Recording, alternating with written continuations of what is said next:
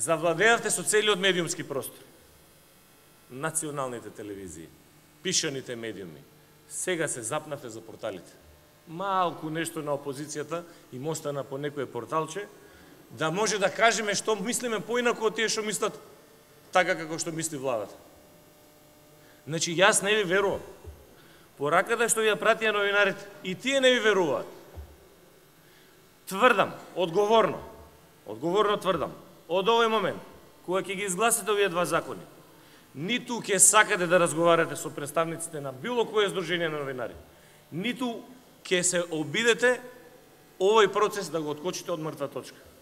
Ако навистина имаше желба да се постигне некаков договор, ќе организиравте една јавна расправа, дебатни емисии, ќе ги поканете и од опозицијата, и представници на едно здружение, и на друго здружение.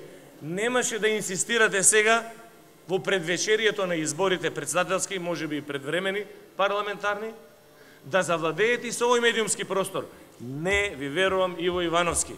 Јас не ви верувам, не ви веруваат пратениците од опозицијата, ама за ваша жал и за ваша штета не ви веруваат ни представниците на медиумите. Затоа ве повикав, завртете се кон нив, да видите каква порака ви пратија.